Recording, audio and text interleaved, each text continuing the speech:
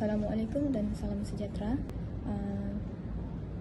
Saya Siti Nurhazila binti Buina dari kumpulan 1 akan membentangkan soalan yang bertajuk Huraikan proses pemantapan penulisan sejarah Islam menerusi rujukan kepada Al-Tabari. Pengenalan. Dalam tradisi keilmuan Islam, sejarah bukan sekadar catatan peristiwa tetapi satu cabang ilmu penting yang menjadi asas kepada kefahaman tentang agama, kepimpinan dan masyarakat. Terdapat seorang tokoh agung yang banyak menyumbang kepada penulisan sejarah Islam. Antaranya ialah Al-Tabari atau nama penuhnya Abu Ja'far Muhammad ibni Jarir Al-Tabari yang hidup pada abad ke-9 Masihi. Karya beliau yang bertajuk Tarikh al-Rasul wa al-Muluk menjadi salah satu sumber paling lengkap dalam historiografi Islam. Karya ini memainkan peranan penting dalam memantapkan penulisan sejarah kerana pendekatan yang digunakan adalah teliti, bersumber dan berstruktur. Antara proses-proses pemantapan yang dapat dilihat melalui beberapa pendekatan ini adalah pendekatan kronologi dan sistematik, yang kedua pengumpulan data secara menyeluruh, yang ketiga penggunaan sumber dan data secara meluas, dan ketiga objektif dan kritikal terhadap riwayat, dan yang keempat adalah pengaruh dan sumbangan terhadap tradisi keilmuan, serta yang kelima adalah penulisan sejarah Islam yang menyeluruh. Sekali adalah pendekatan kronologi dan sistematik. Pertama sekali, Al-Tabari ini dia menyusun peristiwa sejarah mengikut urutan masa, iaitu berdasarkan tahun Hijrah. Setiap bab dalam bukunya tu bermula dengan pengenalan kepada tahun tersebut dan diikuti dengan senarai peristiwa yang berlaku dalam tahun tersebut. Sebagai contoh, dalam tahun 11 Hijrah, Al-Tabari mencatat kewafatan Nabi Muhammad SAW. Seterusnya adalah pelantikan Abu Bakar sebagai khalifah dan bermulanya Perang Ridha.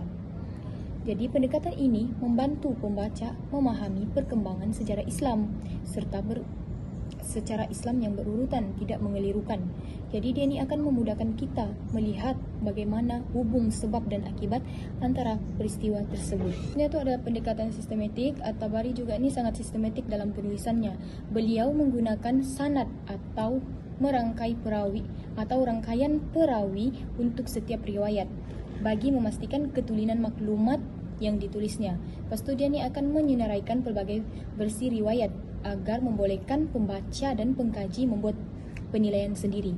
Jadi struktur yang konsisten dengan pembagian mengikut tokoh, tahun dan tema peristiwa seperti peperangan, politik dan sosial. Sekian, itu saja daripada saya dan pembentangan ini akan disambung oleh rakan-rakan yang lain. Oke, seterusnya saya akan membentangkan pengumpulan dan penggunaan sumber secara luas. Pada bagian ini dia terbagi kepada 5, dan yang pertama adalah ketelitian dalam pengumpulan riwayat sejarah. Seperti yang kita tahu, Tabari ini merupakan seorang tokoh yang sangat teliti dalam mengumpulkan pelbagai riwayat sejarah.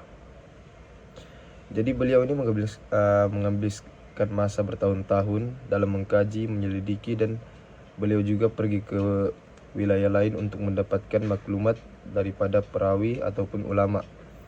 Pendekatan ini mencerminkan semangat keilmuan Islam beliau itu dalam menghargai kepelbagaian sumber dan juga kesahihan sumber itulah.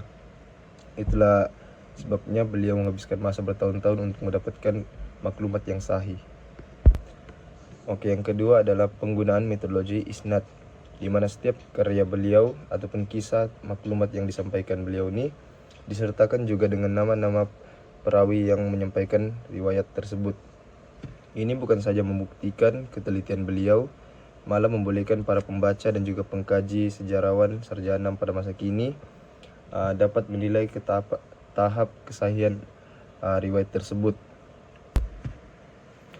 Oke, seterusnya yang ketiga adalah menyediakan pelbagai versi sesuatu peristiwa, di mana dalam karya Tabari ini setiap peristiwa itu bukan saja satu jalan cerita ataupun versi, tetapi beliau menyediakan pelbagai versi jalan cerita karena beliau mendapat segala maklumat itu bukan saja daripada satu orang ataupun satu ulama saja, tetapi beliau mendapatkan maklumat daripada pelbagai, dan beliau menghasilkan karya dalam berbagai versi ataupun